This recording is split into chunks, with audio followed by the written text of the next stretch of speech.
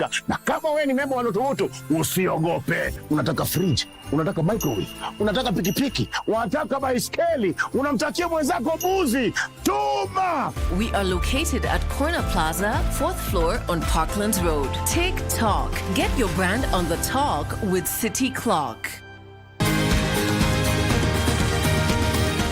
Thank you for joining us on Healthy Living. Stay connected to Voice of America at voanews.com.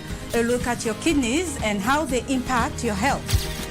And an expert discusses chronic kidney disease and how to protect yourself. And Ivorian psychologist Noor Bakayoko shares some insights on bullying and what can be done. It's important to avoid major events or major health crises. How do you know if your cough is due to a serious condition? We'll have some answers. Stay well and strive to make every day a healthy day.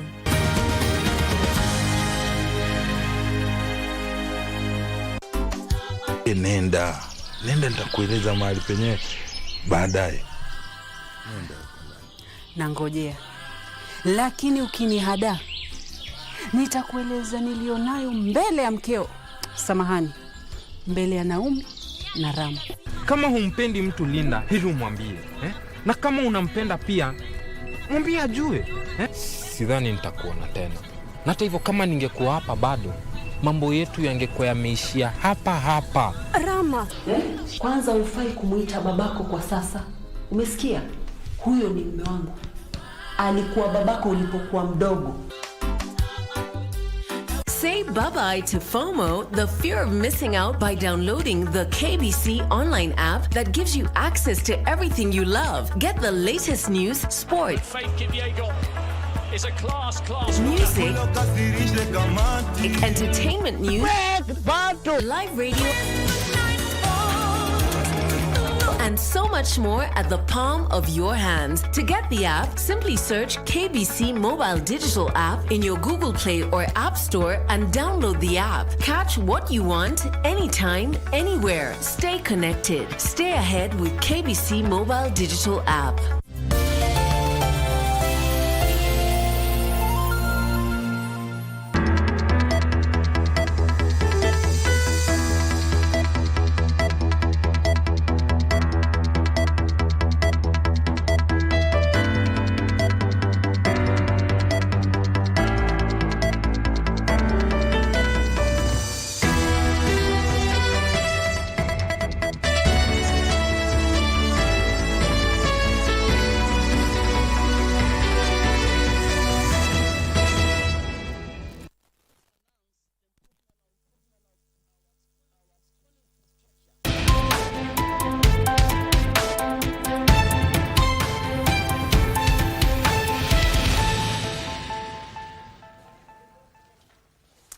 Well, it is exactly at the top of the hour. Welcome to KBC's Lunchtime News. And at this hour, we are focusing on the head of state who is currently at the Lakeside City. He has just currently attended the 4th investment conference of the African Sub-Sovereign Governments Network in Kisumu County. Then he had a chance to speak to the residents in Kondele, Kisumu County. We'll be getting details of that and so much more. Talk to us on our social media platforms at KBC Channel 1 and at Abdiaziz Hashim 1. The sign language interpreter at the bottom end of the screen is Brian Muraru. And we start off on a political note where a section of the Orange Democratic Movement members and aspirants drawn from Mombasa County has made a passionate appeal to the party leadership to ensure the party primaries are conducted in a free and fair manner.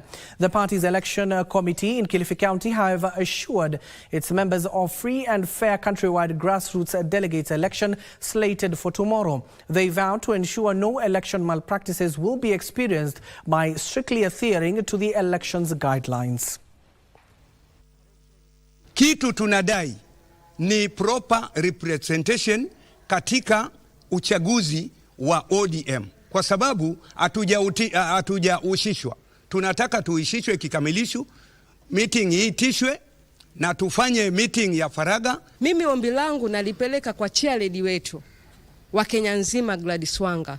Chukulia hili swala kwa uzito. Election ndio ishafika na tunataka kwenda. Tufanye election ambayo ina haki na amani. Uchaguzi utakuwa huru na haki kwa sababu tuliitisha stakeholders wote kwa mkutano ambao tulianzia na patroni wetu ambao ni His Excellency Gideon Maitha Mung'aro. We also call upon our members of the public and all ODM members to maintain peace during this process. Ensure that you don't fight, because our party is a democratic party. That is why there is D at the center.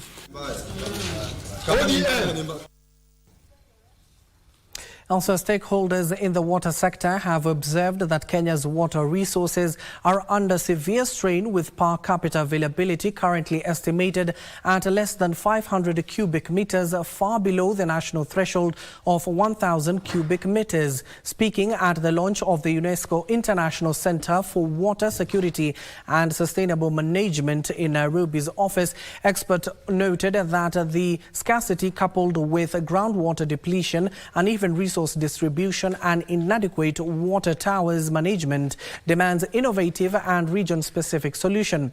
The launch was followed by a workshop focused on managed aquifer recharge, an approach that treats and reuses wastewater to replenish aquifers. This practice, experts noted, not only addresses the water scarcity but also mitigates pollution and enhances environmental sustainability.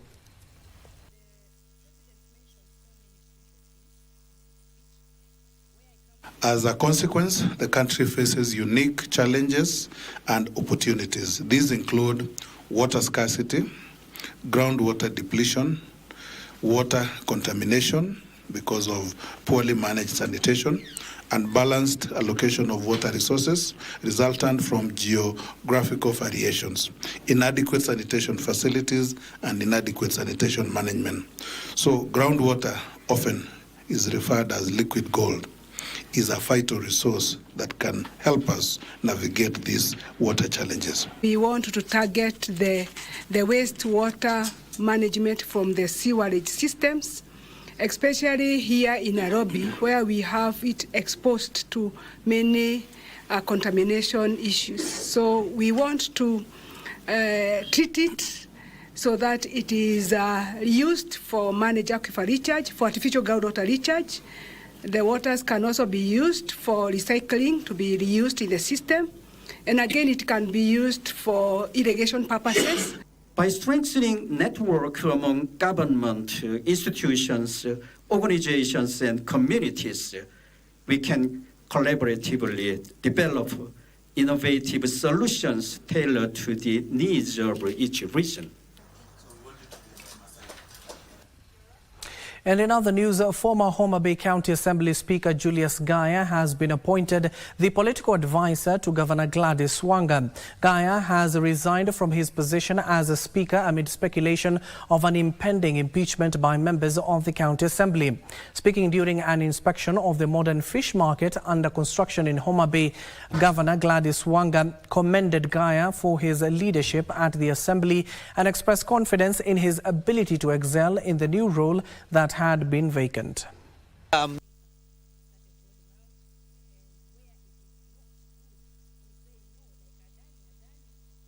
When he made the decision to resign from the Assembly, I offered him to take up the position that was held by the current Speaker as CC member for trade. So he has requested that he would like a responsibility that is political in nature, you know, that can enable him to apply his political skills so that he can move well. I want to thank Her Excellency the Governor for having confidence in me, and we have worked with her very well as a Speaker of the County Assembly of Homa Bay for the last 2 years. I want to promise the people that I'll want to work with the Governor in whatever capacity that she'll give me, where I can excel in terms of performances.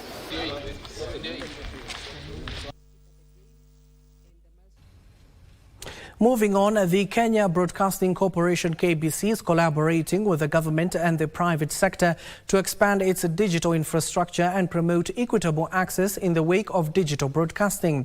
The Managing Director, Agnes Kaleche, challenged broadcasters to embrace innovation while staying true to the societal values to ensure broadcasting remains a force for good in the society. Kaleche spoke when she graced the Future of Broadcasting conference hosted by the Digital Broadcasters Association Kenya that brought together industry players to discuss challenges and solutions of the broadcasting industry in the digital age. Our mission goes beyond entertainment. We are a platform for national dialogue and a custodian of national cultural heritage. We have partners with stakeholders to produce educational content aligned to Kenya competency-based curriculum, CBC, ensuring equitable access to quality learning resources. We also tackle global challenges like climate change through impactful storytelling. While we embrace these opportunities, we must also address the challenges. The digital divide remains a significant hurdle for us, with many Kenyans lacking internet access, limiting their ability to benefit from digital advancement. KBC is working closely with government and private sector to expand digital infrastructure and promote equitable access. Financial sustainability is another concern. Operating on a tight budget can limit innovation, but we are actively exploring partnership and innovating funding models to support our programming. Additionally, we are committed to continuously training our staff with the skills to keep pace with the rapid technological changes. Now, looking ahead at KBC, our vision is very clear: to become a digital-first broadcaster that balances innovation with inclusivity. We are exploring emerging technologies like AI for personalized content and audience analytics to enhance viewer experiences. Ladies and gentlemen, I won't talk much, but despite the challenges, the future of broadcasting is very bright. Digital technology is here. It empowers us to reimagine how we connect with our audiences and how we fulfill our mandate. By embracing innovation while staying true to our values, we ensure that broadcasting remains a force for good in our society. Thank you, and I look forward to engaging with all of you as we explore the exciting possibilities that lay ahead in this industry. Asante sana.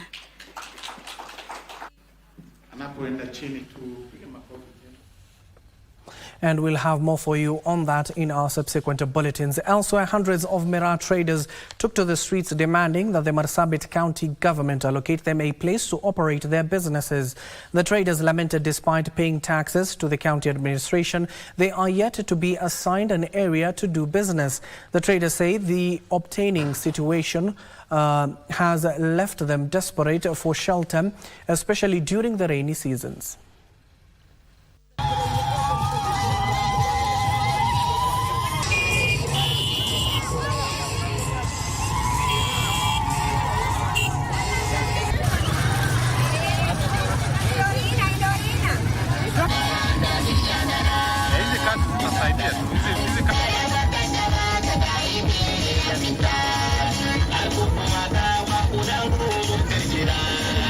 Hii ni kuonesha watu kuwa tuna ile hamu ya kuweza kupata kina mama hao waweze kupata pahali pa kuweza kuuza hii miraa.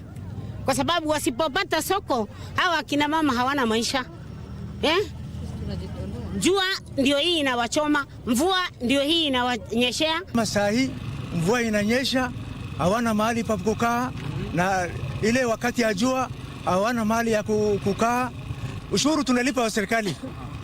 Sisi watu ya Miraa tulikuwa tumesaulika katika Marsabit County. Tunaomba msaada wa soko, hatuna mahali ya kukaa, mvua inatunyeshea. Andamane tueleze wakubwa kama hatuoni kawaida kwa mafaranda, hatuone akamba nafaa kujaliwa, hata sisi ni wake tunapatianga hawa kura vile saa hii sisi tunatafuta, hata sisi tunatafuta kitu akukula vile amepata.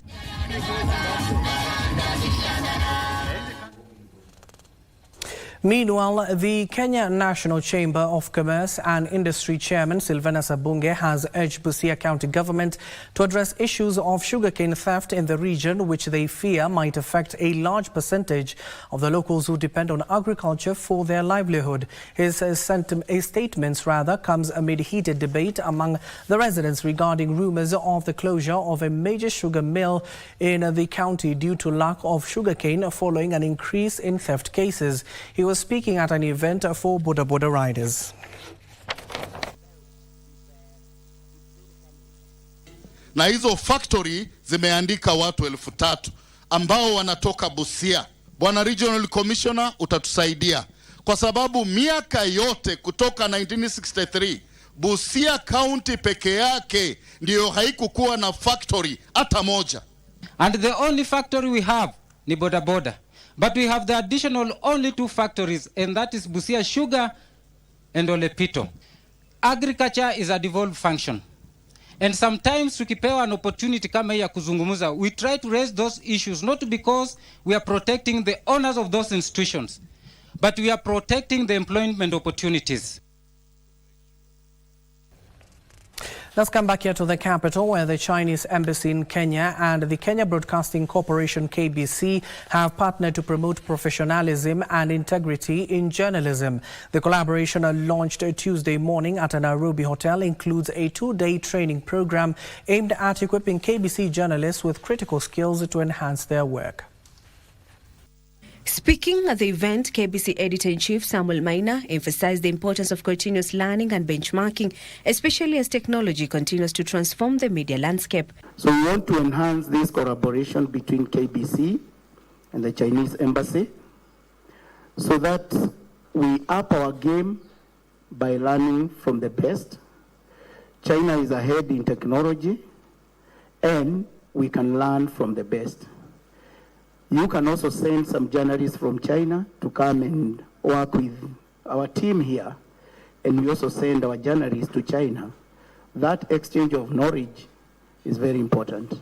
He noted that the partnership will foster mutual growth among journalists from Kenya and China. As a media house or a news organization, we have many goals to achieve, and I'm confident we can rely on a continued support of the Chinese embassy in Kenya, and I look forward to more engagement and partnership in future with the Chinese embassy in Kenya. On his part, Chinese Deputy Ambassador to Kenya, Zhang Xingzong, highlighted the significant role journalists play in nation building. Journalists and reporters, you are the core of media and also the key factors in the success of media in convening the information and shaping perceptions and even leading a country or nation into a correct direction. He urged reporters and editors to uphold ethics and deliver factual, verified information to their audiences, emphasizing that integrity is the cornerstone of responsible journalism. Speaking in one way while practicing in another way. This is why I don't believe that the artificial intelligence could really replace human journalists and editors, because artificial intelligence may not have their own real values, or it may only have the values that are deliberately instilled. The partnership marks a step forward in strengthening ties between Kenya and China, with a focus on empowering journalists to navigate the evolving media environment. Kasi Chanamasha, Lunchtime News. Now, persons living with disabilities have been urged to come out in large numbers and register with the Social Health Authority to access medical services. Speaking in Busia County, the National Council of Persons Living with Disabilities Director for PWD Services, Martin Wamalwa, decried the low registration of the group in Busia County. She, however, called on parents and guardians to help in facilitating the process so that they can fully access government services upon registration.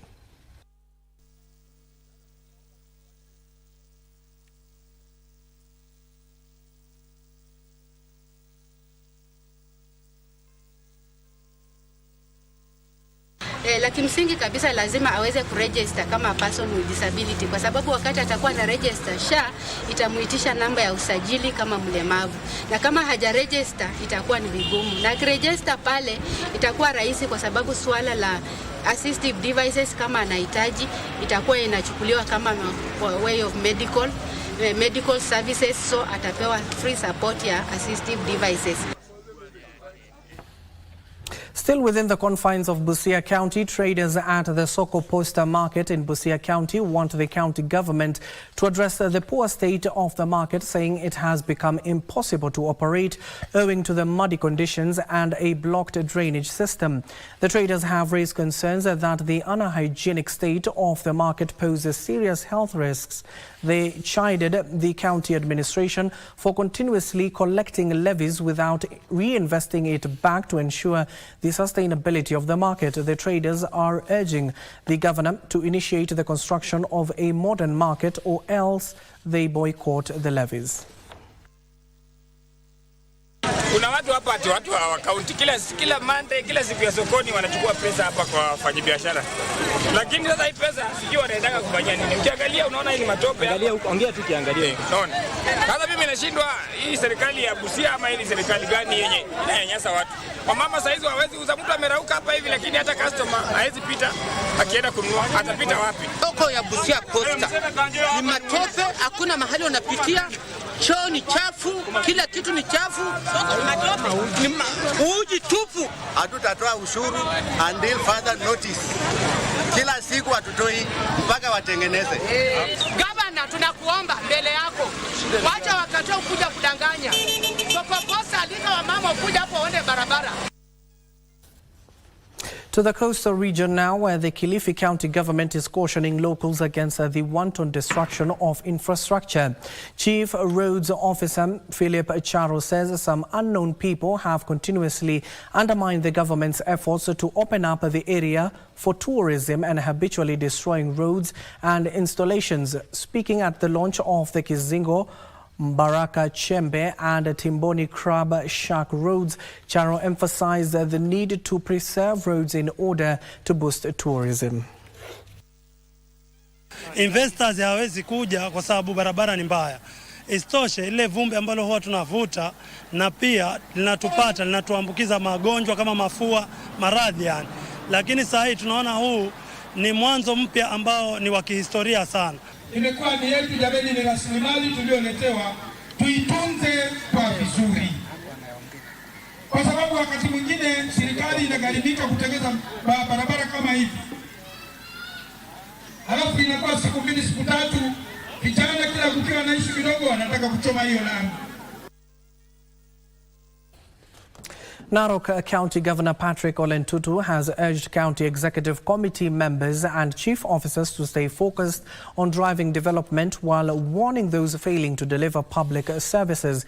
This comes as they sign another one-year performance contract. Ntutu spoke at the Narok County offices during the signing of the contracts for all the County Executive Committee members and chief officers.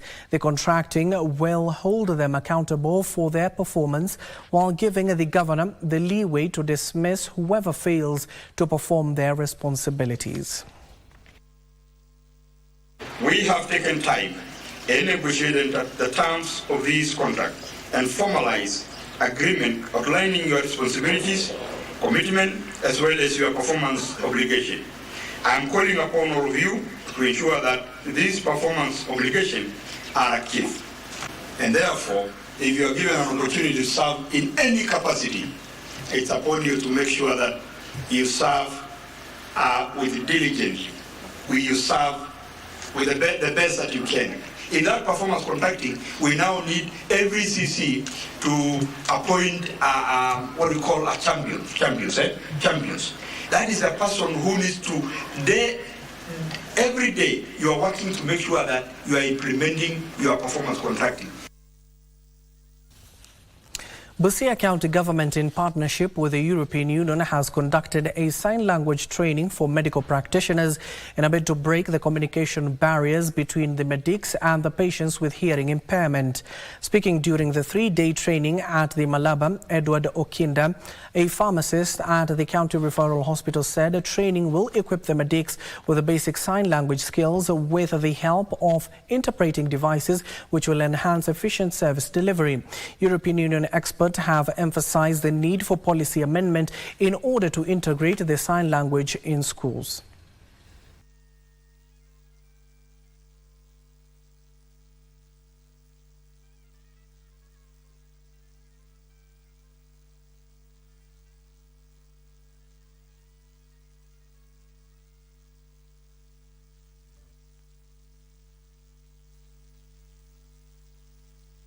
People with disability have had issues accessing healthcare services because of the inability of healthcare providers to offer the services that they require. And this one has come because of quite a number of challenges or barriers that during this session, I believe we are going to be able to know how to handle those barriers. Born in 1965, John Mutua Katuku graduated with a Bachelor of Arts degree in Social Work from the University of Nairobi in 1993, later studying Masters of Arts in Sociology at Kenyatta University between 1994 and 1996. From 1996 to 1997, Katuku worked as a Community Development Officer and Administrator at the Child Welfare Society of Kenya before entering politics. He was elected Mwala Member of Parliament in 1997, aged 32. Ahead of the 2002 general election, Katuku was the chairman of the strategy caucus that formed National Alliance of Kenya, the coalition that brought together Democratic Party Chairman Mwai Kibaki, National Party of Kenya leader Charity Ngilu, and Ford Kenya's Kijana Wamalwa. National Alliance of Kenya would join hands with the Liberal Democratic Party to form the National Rainbow Coalition (NAC), with Kibaki being its flag bearer, and eventually winning the presidency in the 2002 general election, with Katuku getting re-elected as Mwala Member of Parliament. He was a beneficiary of a rebellion within the National Rainbow Coalition that had swept into power in 2002 with Kibaki as the presidential flag bearer. After forming his first cabinet, President Kibaki's government set about supporting a referendum on changing the constitution of Kenya.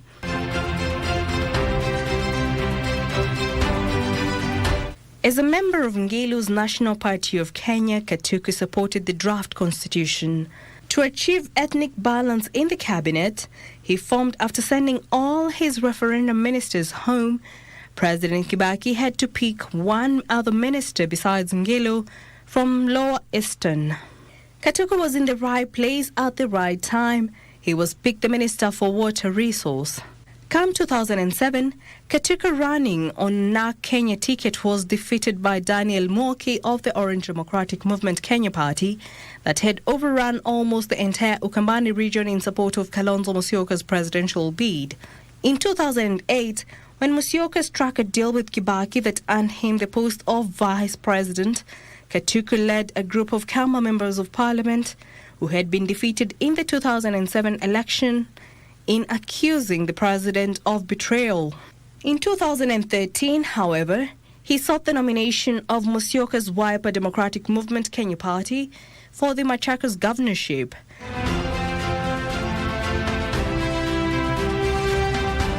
He lost to Alfred Mutua. Katuku later joined Ndeti in decamping to Chama cha Uzalendo and contested the governor's seat as her running mate. Again, they lost to Mutua. In the 2017 general election, Katuku initially planned to try and recapture the Mwala seat, but changed his mind and formed the People's Trust Party to contest the Machakos Senate seat.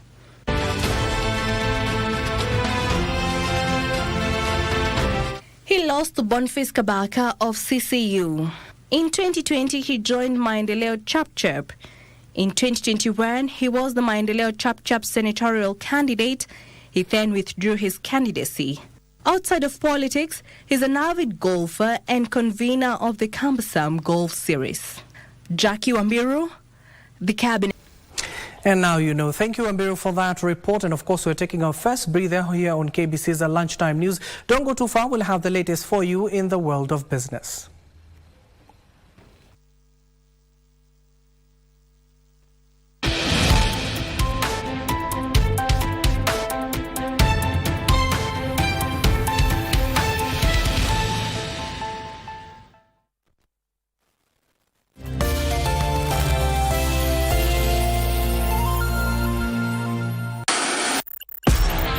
On KBC Channel 1, we are a TV station like no other.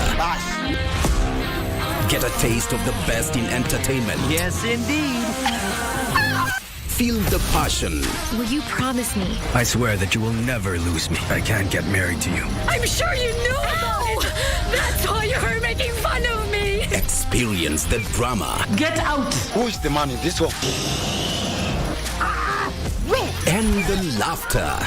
Hii wigi umevaa kichwani. Mtu wakati tulikuwa tunapishwa tunapewa mheshimiwa.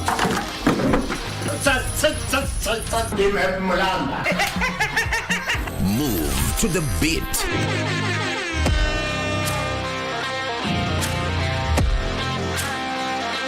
We are live from Broadcasting House. And get informed on the latest happenings.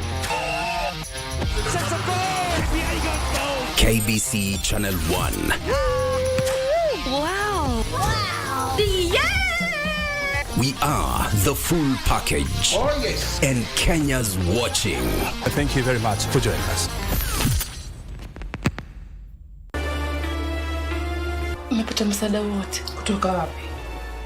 Hata huo mzigo wa kwenda bodo sitisha. Usiupeleke mpaka nikwambie. Iwapo Jasiri atafariki kwa kukosa matibabu, roho yake haitatulia milele. Kaka kwa lidungwa kisu kwenye sherehe yako. Wewe hata mshipa moyo hukugongi. Mnigonge kwa lipi? Na mtu anataka kuona huko ndani. Sasa shakuelewa huku kuishi watu. Kama angekuwa uniambia atakuona mnyama hapo ungekutuka, lakini mtu kuishi watu hapa ndani. Nyinyi ndio mnajifanya mnakiuka amri yangu, si ndio? Amri gani jamani? Mbura mambo gani unaofanya? Youth unemployment is a ticking time bomb. But the government says it has a plan. The 1 Million Next Level Initiative, a chance to connect 1 million youth with jobs locally and abroad every year. Will this strategy solve the unemployment crisis, provide decent work, and end unfair labor practices? Join us on Tuesday at 9 p.m. on The Shift as we talk to Labor and Skills Development Principal Secretary Shadrach Madime about the state of the country's labor market. The Shift. The young generation awakens on Y254, the leading youth TV station in Kenya. We treat you to current affairs, entrepreneurship, health, and human interest conversations. It's art, it's culture. Movies, gossip and trends, sports, drama. We bring you a vibe like no other, straight to your living room. To keep you informed, inspired, entertained, and most of all, refreshed. We are such a vibe. Y254. Imagine.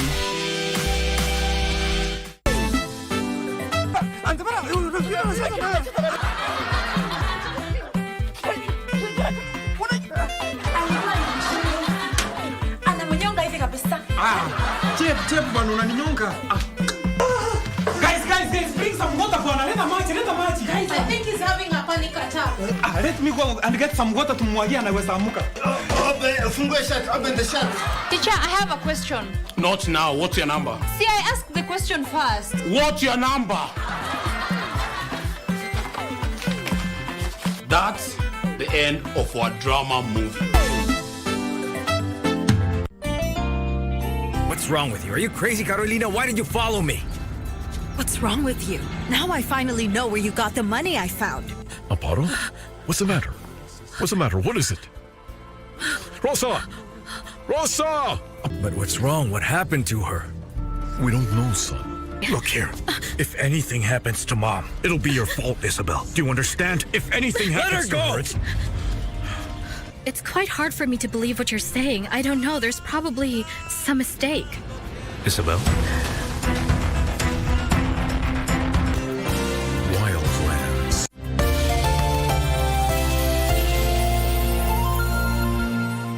We asked the children, how many of you brushed this morning?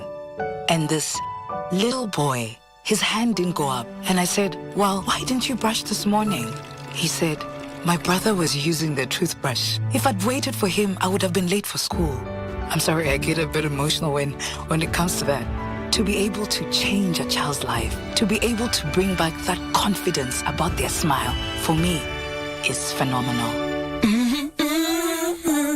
Say bye-bye to FOMO, the fear of missing out, by downloading the KBC Online app that gives you access to everything you love. Get the latest news, sport, is a class music, entertainment news, live radio,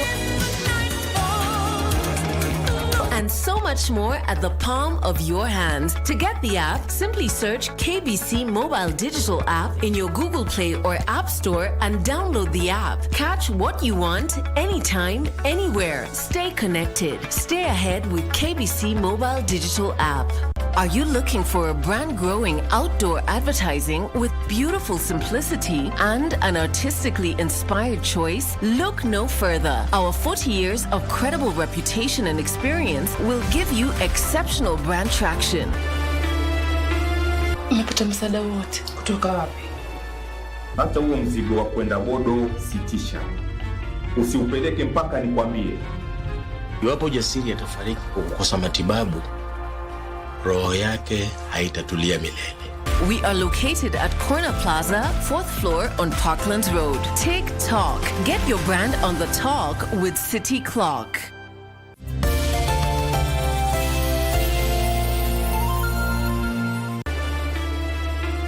Umepata msaada wote kutoka wapi? Hata huo mzigo wa kwenda bodo sitisha. Usiupeleke mpaka nikwambie. Iwapo Jasiri atafariki kwa kukosa matibabu, roho yake haitatulia milele. Kaka kwa lidungwa kisu kwenye sherehe yako. Wewe hata mshipa moyo hukugongi. Mnigonge kwa lipi? Na mtu nataka kuona huko ndani. Sasa shakuelewa huko kuishi watu. Kama angekuwa uniambia atakuona mnyama hapo ungekutuka, lakini mtu kuishi watu hapa ndani. Nyinyi ndio mnajifanya mnakiuka amri yangu, si ndio? Amri gani jamani, mbura mambo gani unaofanya? Nenda nitakueleza mahali penyewe baadaye. Na ngojea. Lakini ukinihada nitakueleza nilionayo mbele ya mkeo. Samahani. Mbele ya Naomi na Rama. Kama humpendi mtu Linda, hili umwambie, Na kama unampenda pia, mwambie ajue, Sidhani nitakuona tena. Na hata hivyo kama ningekuwa hapa bado, mambo yetu yangekuwa yameishia hapa hapa. Rama, kwanza ufai kumuita babako kwa sasa. Umesikia? Huyo ni mume wangu. Alikuwa babako ulipokuwa mdogo. On KBC Channel 1, we are a TV station like no other. Get a taste of the best in entertainment. Yes, indeed. Feel the passion. Will you promise me? I swear that you will never lose me. I can't get married to you. I'm sure you knew about it. That's why you're making fun of me. Experience the drama. Get out. Who is the man in this one? And the laughter. Hii wigi umevakishwa. Sio wakati tulikuwa tunapishwa tunapewa mheshimiwa.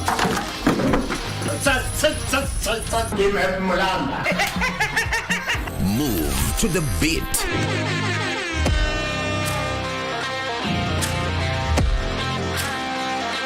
We are live from Broadcasting House. And get informed on the latest happenings. KBC Channel 1. Wow.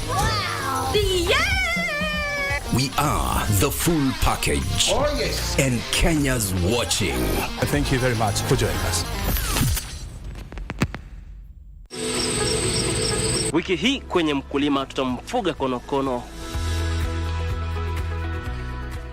Hawatofautishi kati ya snail na slug. Slug ni yule mnyama ambaye hana nyumba, na huyo hatuzungumzi kumhusu. Tunazungumza kuhusu snail ambaye mmemwona, ambaye ako na shell. Kisha tuzingatie kilimo cha ndizi. Usikose kujumuika nami siku ya Jumamosi saa 10:30 upate mseto kamili wa kilimo.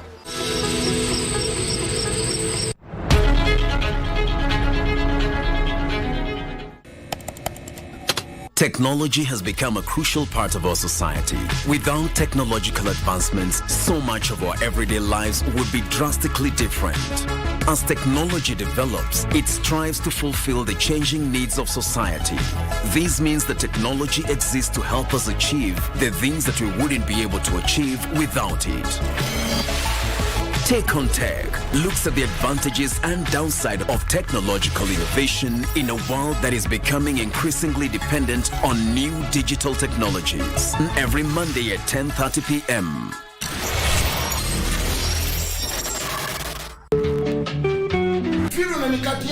Mimi ninakataa ndio unakuja kuniwekelea hapo. Nani? Sio uende pole pole. Wewe naona niambia naona kani hata wewe unauliza ama ni mama anauliza. Mama ni nani? Okay, bring it on. Mheshimiwa. Ati? When did you start to printing money and you are not at the lalu? Yeah? When did you Sasa unaongea kizungu sasa. Shut up, amtoke. Shut up wewe. Ni wewe unaambia. Uliza kwa hiyo miaka 6.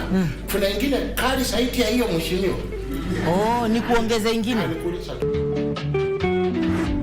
Join me on a journey as we unlock the secrets of a healthier and vibrant you. We'll also share real-life stories of courage and resilience. From the waist down, I felt like I was paralyzed. The pain was too much, and I never used to eat when I'm on my menses. Tangu hiyo onje nishike, nimeharibu vitu zangu mingi ili nipone, lakini sasa hakuna kupona. And experts interviews shedding light on various conditions and treatments. Surgery seems to be the only option for women suffering from endometriosis. You feel something is wrong in my stomach or in my intestine or at the back. Don't just ignore it. So you're talking of bowel, bladder, ureter, kidneys, so you have to be very careful. Plus, we provide practical health tips for living a healthy lifestyle, no matter what challenges you may face. Only on KBC Channel 1.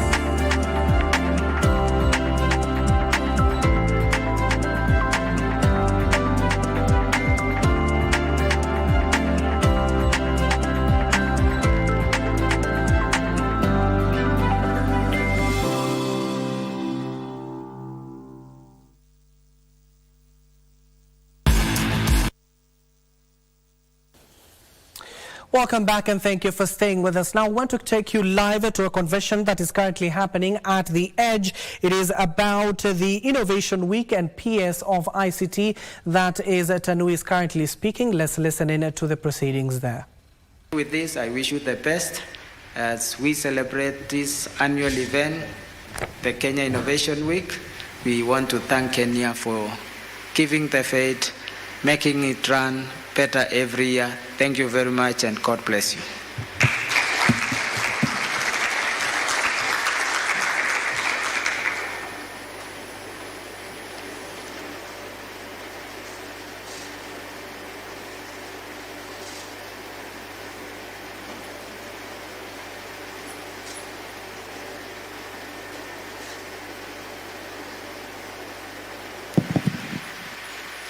Thanks very much, PS, and our PS as well, and the board, and everybody else for being this patient. I think it's a reflection of how important this was for us to and be sure that there is more coming. Professor Emily, if you are tired of Tony, no, he's just started. In terms of the initiatives and the interventions, they are just coming. We have just begun. We've gotten a system that now runs. Well, it is the Kenya Innovation Week, and PS Tanui of ICT was leading that particular congregation there, and we'll have more for you in our subsequent bulletins. Now, the Kenya investors have been encouraged to set up data centers and e-mobility shops at the Special Economic Zones to attract foreign investors. Special Economic Zone Authority Chief Executive Officer Kenneth Chelule says the sector has gained traction globally and there is need for local investors to tap into the available global capital to grow their startups. Established by the Special Economic Zone Act of 2015 to promote, facilitate and to attract both foreign direct investment and domestic investments. One of the sector that has really gained traction is the business processing outsourcing, which has potential to create so much employment. The other area is around financial services, business headquarters for companies, and lately there are two more which are slowly and strongly gaining traction. That's around data center and electronic vehicles assembly and manufacturing.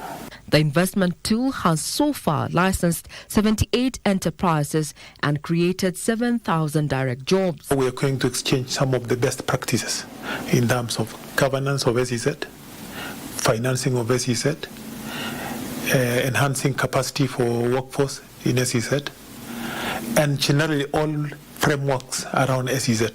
The best of the continent will be exchanging ideas, their expenses. You must be there to witness this kind of exchange.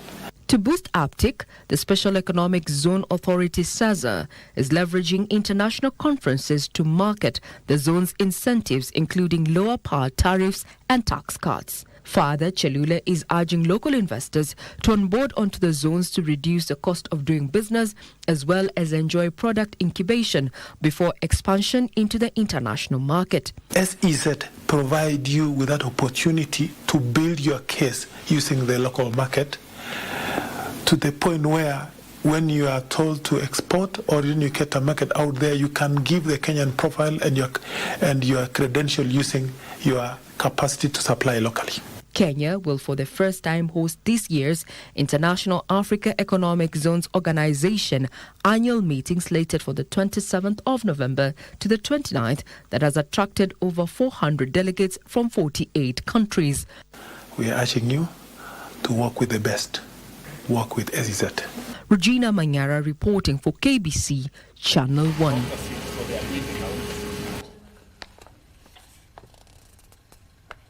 The government is contemplating introducing catfish in sections of a Mwea irrigation scheme to contain pest invasion. Water, Sanitation and Irrigation Cabinet Secretary Eric Muga says short-term interventions are urgently needed to control the invasion of snails and rats that are threatening to wipe out the current rice crop. Kenya is among 7 African countries that have been put on red alert over the invasion of a destructive water snail. The snail has currently affected 80% of Mwea irrigation scheme, threatening the country's rice production. To control the water snail invasion, plans are underway to introduce catfish in Mwea as a short-term strategy to control the pest. We are looking at biological controls kwa sasa. Biological controls ni ile tunaintroduce samaki wadogo kama catfish kula wale snails. Lakini mambo ya panya mitego peke yake haitoshi kwa sababu hao panya ni wengi sana. So that is a biological control. The government will also procure rat traps as farmers stare at losses due to destruction of rice fields occasioned by the two pests. Water, Sanitation and Irrigation Cabinet Secretary Eric Muga says a multi-agency task force will be formed that will guide implementation of long-term measures to contain the pests. Tutume timu yetu joint ya kuangalia and also benchmark on how other irrigation schemes ambazo zimekuwa na ile shida ya panya wanavyofanya kucontrol haya. This is a foreign thing that has come up recently. Nimekuwa in discussion pia with the area governor, Her Excellency Governor Anne Waiguru, na pia tumediscuss. So it will be a team made up of the ministry, agriculture, and also county government. A recent Kenya Plant Health Inspectorate Service research warns that the highly invasive snail pest might migrate to Tana River, Western Kenya and coastal areas if adequate measures are not put in place to control the pests. Benson Rioba reporting for Lunchtime News. The Italian government plans to introduce Italian language courses for over 1,800 tourism operators in Kilifi County to enhance communication with Italian tourists. Speaking at Ocean Beach Resort in Malindi during the Italian Week of Cuisine celebration, Italian ambassador to Kenya Roberto Natali emphasized that learning Italian will improve interactions between operators and tourists visiting resorts and private holiday homes. Kilifi Deputy Governor Flora Chibule invited Italian investors to the Kilifi Investment Conference set for December 4th all the way to the 6th of December, which has already attracted 98 Italian investors.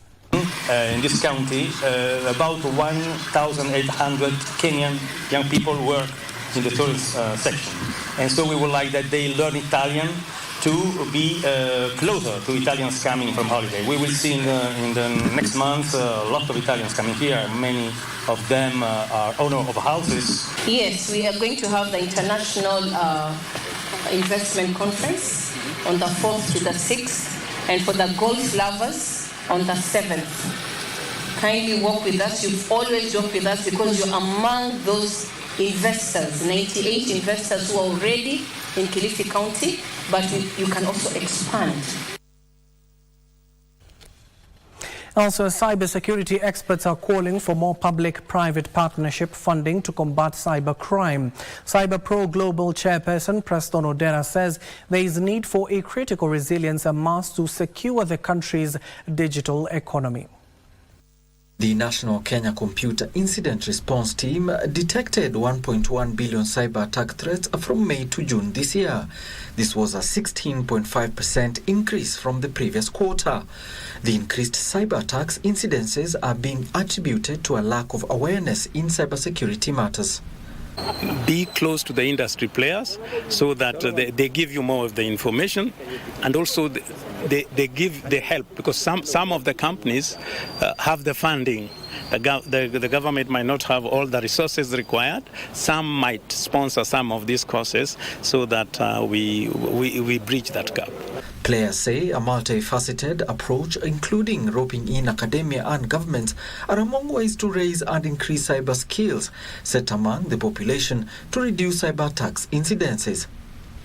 However, insiders in the sector say digital skilling goes beyond just cybersecurity. The prediction is that we are soon going to have AI as a key player into the industry in most of products or services that are being rendered within the institutions or even within the country or even the continent. Our specific relationship has grown because it is critical for government officials to also know, not only in terms of mind knowledge, but to practically be able to secure government records, government information from a cybersecurity perspective. This emerged during the presentation of CyberPro Global's ISO certification in cybersecurity and artificial intelligence at a time when the country is looking to build capacity of institutions that are versed in cybersecurity and AI global standards.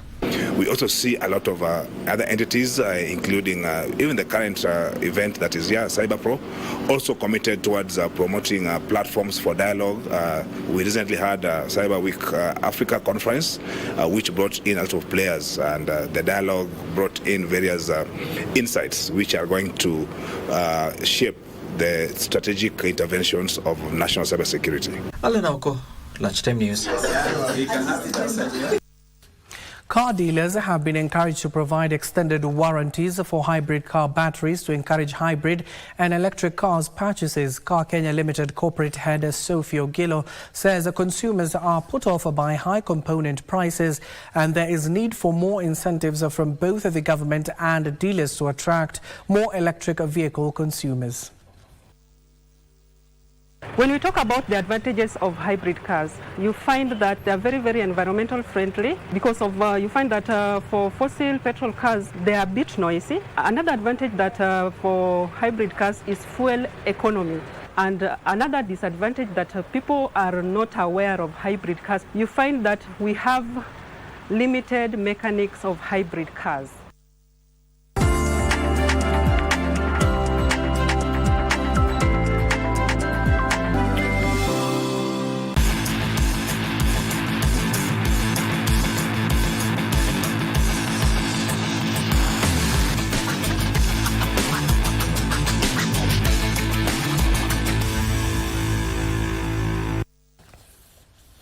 And now finally, let's get sporty. Ugandan Samuel Were and Equity's Julie Mutisia emerged victorious in the 2024 Bungoma Open Chess Tournament.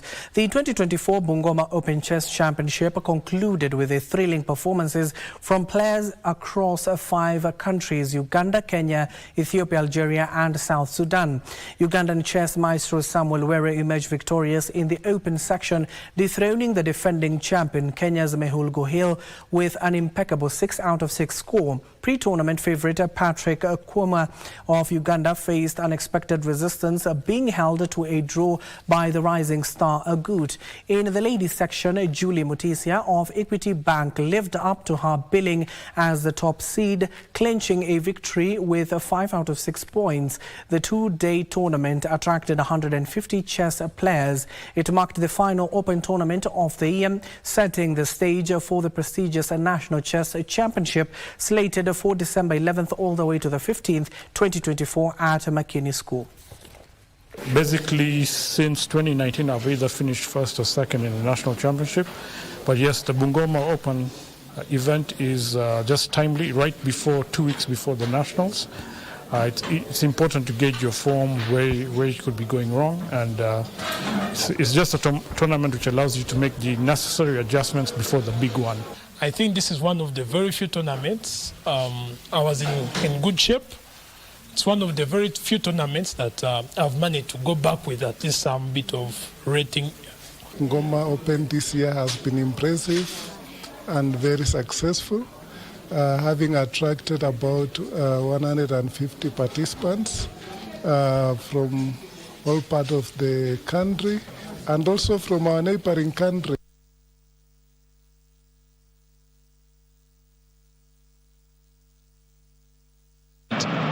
And now to Europe, where Thomas Soucek and Aaron Wan-Bissaka scored as West Ham secured an impressive 2-0 win at Newcastle to ease the pressure on manager Julian Lopetegui. The Spanish coach replaced David Moyes in the summer but had endured a difficult start with just 3 wins from the Hammers' first 11 games. Check, and Newcastle, having had a goal disallowed for offside, have now conceded. West Ham corner, delivery from Emerson. Soucek with Newcastle getting bodies back. Wan-Bissaka off the post and in. West Ham have doubled their advantage. Well, of course, that concludes our bulletin this afternoon. And, of course, the Champions League continues in this particular evening. And, of course, Arsenal will be facing Sporting, as well as Bayern Munich will be taking on PSG in the evening. The Champions League has returned. And, of course, the English Premier League will continue in other major leagues during the weekend. That marks the end of our bulletin this afternoon. Do join us in our subsequent bulletins at 7 and 9 p.m. My name is Abdiaziz Hashim. The sign language interpreter at the bottom end of the screen is Brian Muraru. Good afternoon for now and enjoy the rest of your viewing.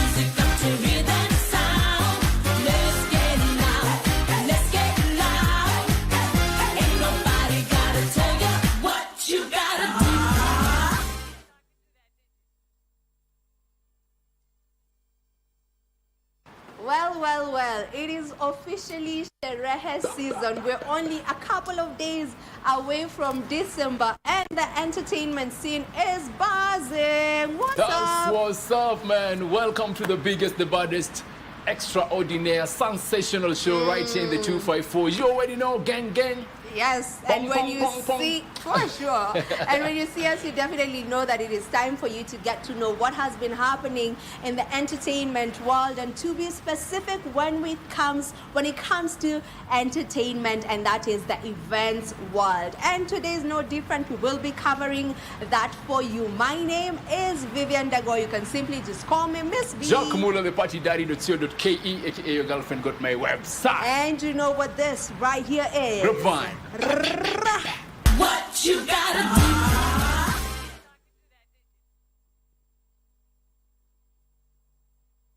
Jawagwan, we're kicking off the show right here at my favorite event location. I'm talking about Alliance Française, where the Kenya Breaking Championship competition is going down. Now, this particular event is sponsored by the French Embassy Kenya alongside Alliance Française. And remember, participants wanatoka across the country, man. Also, we have judges from different places in the East Africa, so it's gonna be late, man, yeah?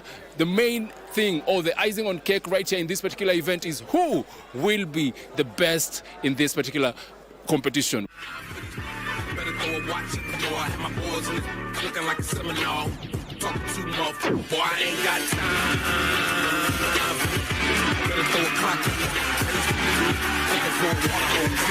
My name is Harsita Waters. I'm head of cultural affairs here at the Alliance Française. We are here today for the Kenya Breaking Championships.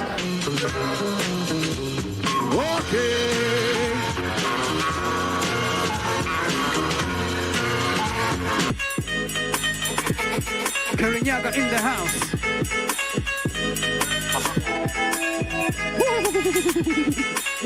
Fresh.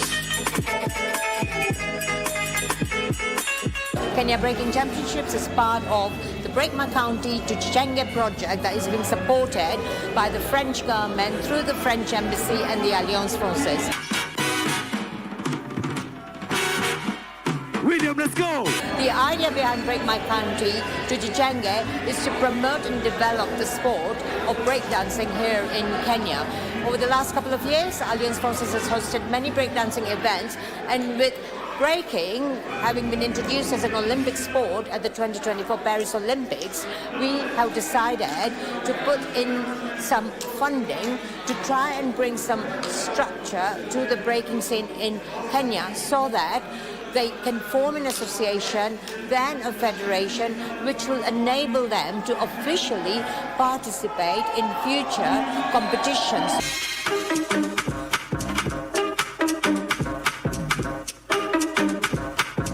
So Break My County here, what's happening today is the Kenya Breaking Championships. We've got breakers from must be about 10 different counties who are being represented here today. And we will have the under-18 B-boy, winner of the under-18 B-boy, winner of the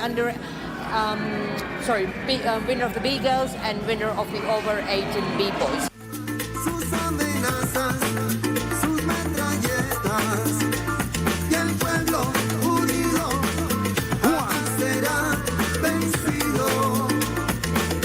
Shaping futures.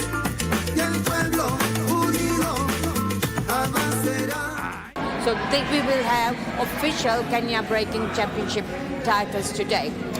We had an open forum with breakers from 20 counties here early October, which was facilitated by David Murithi. David Murithi is a former Kenya National Breaking Champion from 1984. So let me now introduce David Murithi, also known as B-Boy Wavy D. David, your go! My name is B-Boy, or was B-Boy Wavy D. That was my breakdance name. And shocking as it might sound, I was actually once the Kenya National Breakdancing Champion in 1984. I'll let you do the mathematics.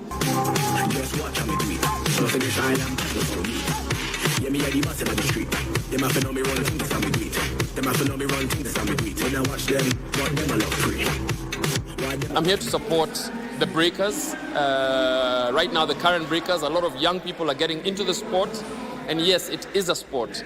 And if you remember recently at the International Olympics, breakdancing was introduced as a sport. We were unlucky we didn't get to send a team, but if it ever comes around again, we're definitely going to be sending a team. And towards that effort, what we're trying to do is actually form a Kenya Breakers Association. We've got some interim officials. We are in the process of registering. We're hoping also to get support from the government to join the National Dance Sport Federation, which is the body that actually sends Kenyans in this case, in this sport and any other dance sport to international competitions such as the Olympics, maybe some world championships, etc., etc. Do this for Dilla on the Ferrilla, but don't let me start showing love, cause I won't be able to stop. Make 50 million when I went pop. But everybody know when Logic pick up the mic, bars drop. I respect this generation, but I need the hardest bars you can provide. I'm taxing you with inflation. To be honest, it's the first time ever in Kenya that an association is being formed. Some sense of organization is coming through.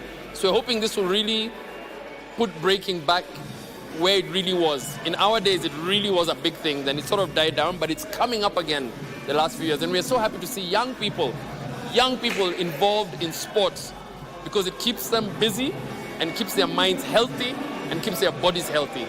This is why we're supporting this. In our days, we were not as athletic. The things I'm seeing right now, these young people are so athletic. If I tried doing what they're doing today, I'd be carried out in an ambulance immediately. They are so fit, their mind, body, it takes a lot of discipline for any sport, martial arts, football, whatever sport you can think of. And this is like any other. It takes discipline, it takes professionalism, but it takes a lot of training. So yes, I see a good future because what I'm seeing today, the standard is really high, and I think we are ready to compete internationally.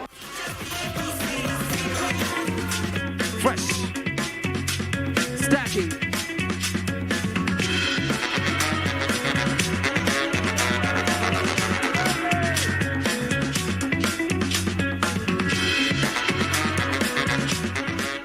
And now from the Alliance Francaise, we head direct to Carnival Grounds where the Color Fest was going down. When we talk about Color Fest, it's exactly that. Just as it is termed Color Fest, it is all about color. And then there's also some music. And we had the likes of Jabidi and the mother, of course, as well as Moji Short Baba, Mandi Kabaya, MC Gogo. The lineup was amazing. So let's check how that went down. Yo! It's a Monday in country, Tuesday in Cartoon, Wednesday in Friday. The Color Fest at Carnival Grounds on Saturday, the 23rd of November, was nothing short of spectacular.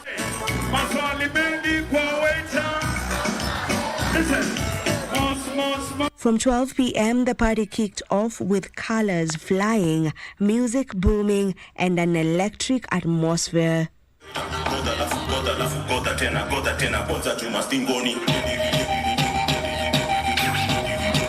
Moji Short Baba brought the energy.